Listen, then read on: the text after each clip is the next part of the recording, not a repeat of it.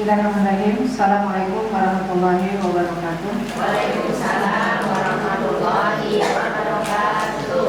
Alhamdulillah, hamdalilladzi arsala rasulahu bil huda wa dinil haqq liyudhhirahu 'ala dini kullihi wa kafa billahi shahida.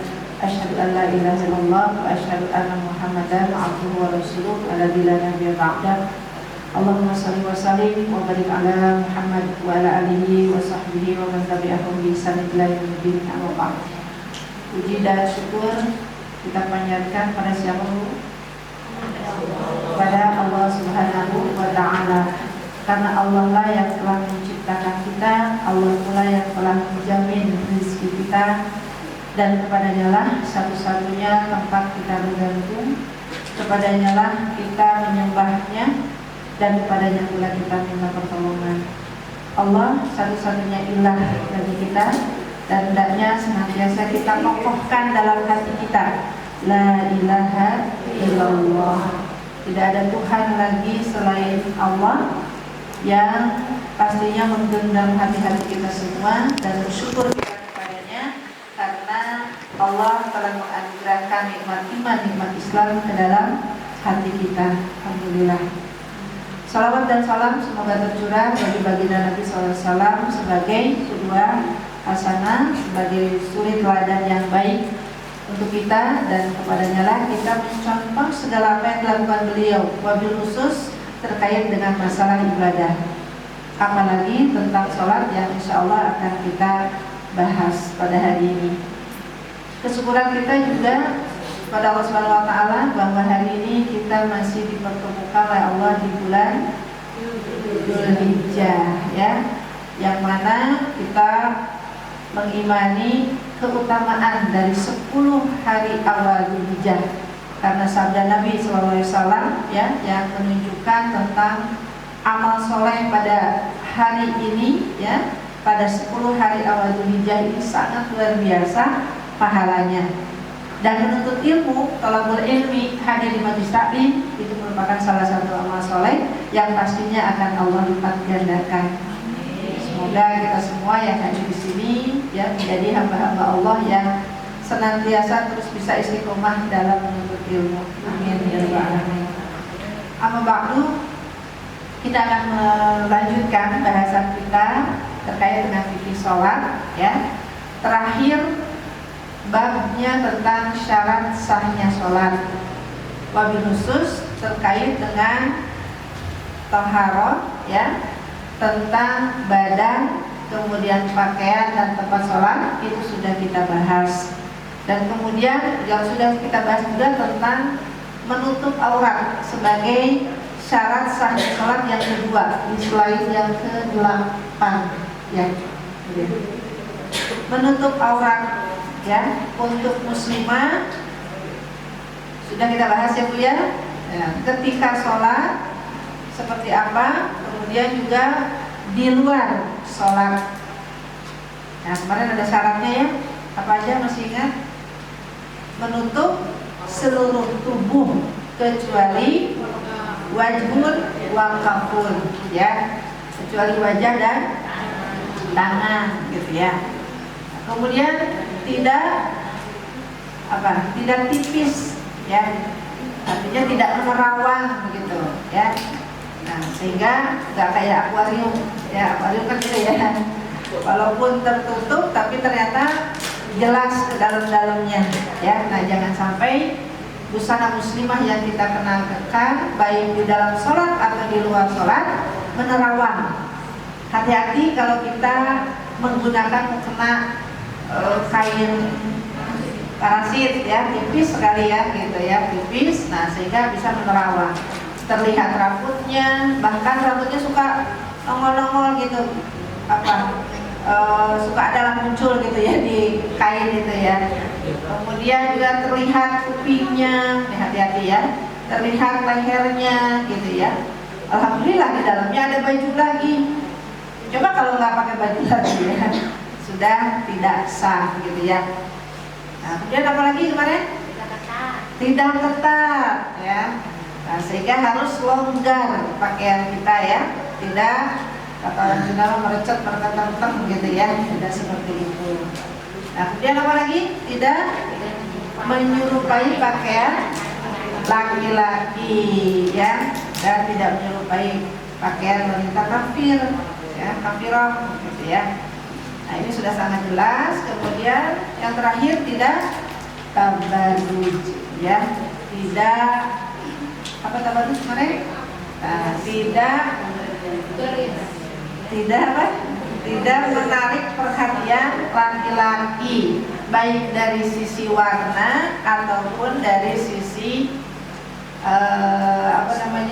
keharumannya, ya, sehingga memang diantisipasi jangan sampai menggunakan minyak wangi yang harum semerbak, ya, dan memang ada wangi-wangi tertentu yang ketika tercium tuh, waduh, itu langsung meningkatkan, dia merangsang gitu ya, birahi gitu, hati-hati ya. Nah, itu pun juga kemarin sudah kita bahas gitu ya. Nah, terlebih lagi ketika kita sholat, memang betul kita harus menampilkan penampilan kita yang baik ya, yang terbaik bahkan di hadapan Allah Subhanahu Wa Taala. Nah, tetapi tadi ya syarat-syaratnya yang harus kita penuhi. Nah, bagaimana kalau di luar sholat? Di luar sholat artinya dalam kegiatan sehari-hari kita yang lain, sama atau beda? Sama atau beda? Ini sama, ini sama. Yang tengah sama atau beda? Lihat kondisi ya dan situasi ya. Kalau misalkan di luar sholatnya itu berada di rumah dan hanya orang-orang yang mahram saja yang berinteraksi dengan kita, maka beda juga nggak apa-apa ya. Lagi ibu-ibu di depan suami ibu, yang terbaik gimana Bu? Di depan suami Rapi, wangi, rapi, wangi, betul, seksi. seksi ya. Masya Allah, luar biasa.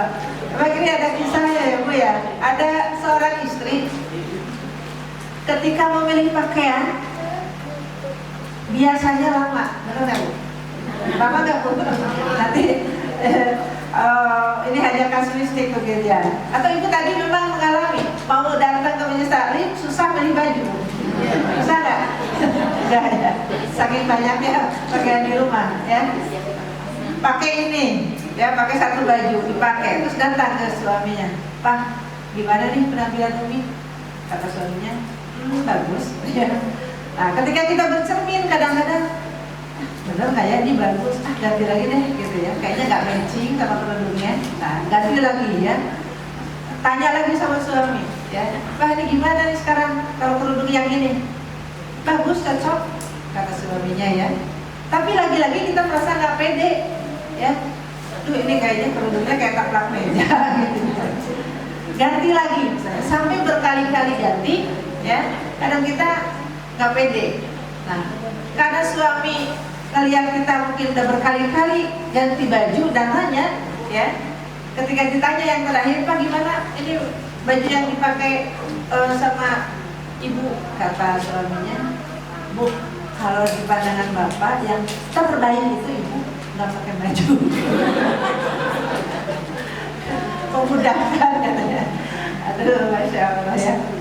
Nah, kadang-kadang begitu ya. Jadi kalau kita berada di hadapan yang mahram, ya, aurat kita walaupun terlihat, maka itu boleh, ya. Nah, boleh terlihat, apalagi di depan suami sedang berdua, gitu ya, di kamar tertutup pula, ya, dan jangan lupa dikunci ya Bu ya. Khawatir anak ada yang mau datang gitu ya. Nah, di hadapan mahram, ya, anak laki-laki, ya, apalagi yang sudah dewasa, ya mohon untuk dijaga dengan baik gitu ya.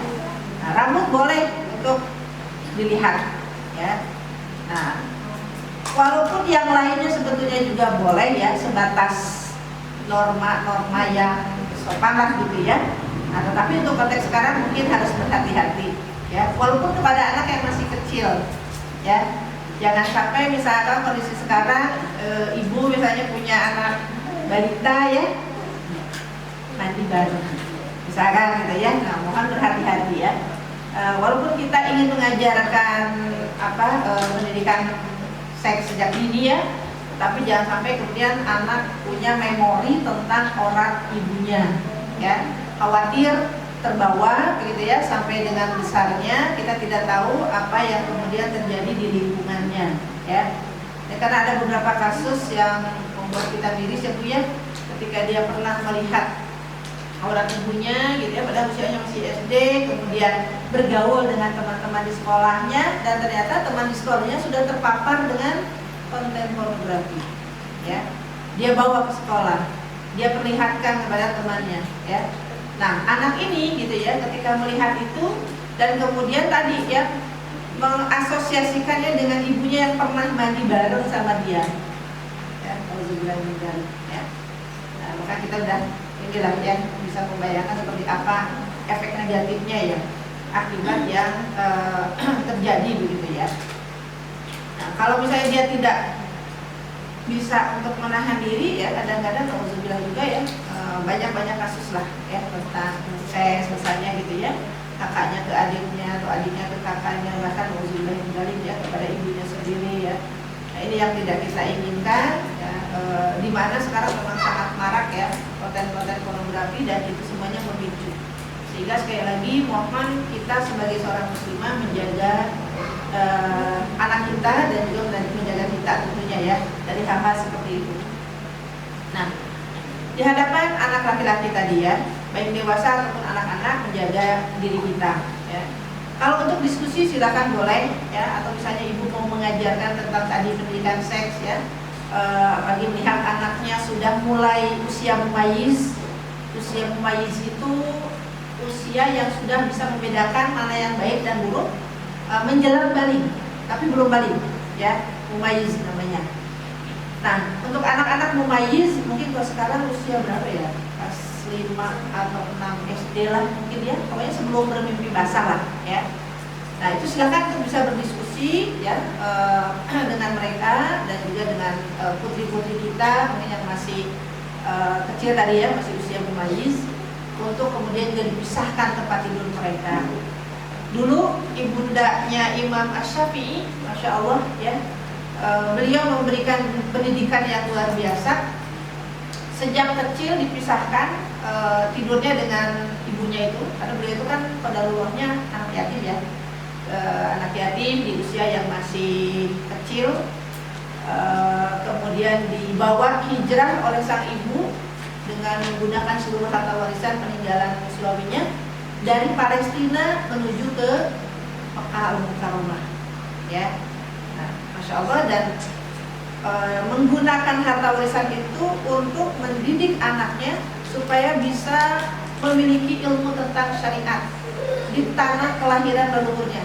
Karena kalau dirunut dari nasab, beliau itu Quraisy ya, Imam Syafi'i itu keturunan Quraisy gitu ya. Nah, Masya Allah, ketika kemudian anak itu beranjak besar gitu ya, setelah ditempatkan di majelis ilmu Imam Malik sebagai gurunya ya, jadi ini luar biasa ya Bu ya, kedua fuqaha besar Imam Malik dan Imam Syafi'i ternyata punya hubungan yang sangat erat ya, Imam Malik sebagai guru dan Imam Syafi'i sebagai murid ya. Nah, sang ibu di dalam kehidupan kesehariannya ya, wabil khusus tuh ketika bangun tidur ya di subuh hari, beliau selalu ke kamar putranya dan membuka selimutnya. Sudah tiba belum saatnya dibuka? Oh belum. Esok harinya dibuka lagi? Oh belum. Ya. Untuk melihat apa? Nah, sudah mimpi basah atau belum? Makanya dibuka selimutnya. Ya. Kalau sudah ada basah gitu ya, berarti anaknya sudah balik ya. Nah, itu tiap pagi Bu, tiap subuh ya, Masya Allah. Waktu masih kecil mungkin dibangunkan ya, tapi seiring berjalannya waktu tentu dengan kesolehan beliau ya, dengan kecerdasannya juga dalam menimba ilmu itu tentu beliau paham sehingga bisa bangun sendiri. Tapi lagi-lagi tadi selalu dicek ya, sudah mimpi basah atau belum. Nah, ketika pada suatu hari dilihat ternyata sudah basah ya, maka kemudian dipanggillah Syafi'i kecil ya, untuk kemudian berdiskusi, ya. Apakah engkau tahu apa yang terjadi pada dirimu? Ya, kata sang ibu. Maka Imam Syafi'i mengatakan, ya wahai ibu, aku sudah balik karena aku sudah mimpi basah. Nah, apa yang dikatakan ibunya selanjutnya? Masya Allah, ibunya mengatakan, ya, karena engkau sudah balik, karena engkau sudah mimpi basah, apakah engkau sudah siap menikah? Akan mencari-cari calonnya. Luar biasa ya. Karena sang ibu menginginkan terjaganya gitu ya. Bukan hanya terjaga pandangannya, tapi terjaga kemaluannya. Karena sudah mimpi basah. Nah, ini secara fitrah seorang laki-laki ya, itu sudah muncul libidonya terhadap lawan jenis. Kalau sudah mimpi basah, pasti ada ketertarikan ya. Dikhawatirkan sang putra belum mampu atau tidak mampu ya untuk menjaga dirinya tadi ya, maka ditawarkan pernikahan ya. Luar biasa. Berani gak sama anak ibu? Ya, Masya Allah ya. Tapi ini ada Bu, ya teman saya gitu dulu di Bandung ya, ketika anaknya, tapi ini kalau baru balik tadi ya, baru mimpi basah, mungkin kan usia tadi ya kelas 6 atau mungkin SMP gitu ya. Tapi ini teman saya itu anaknya sudah SMA ya.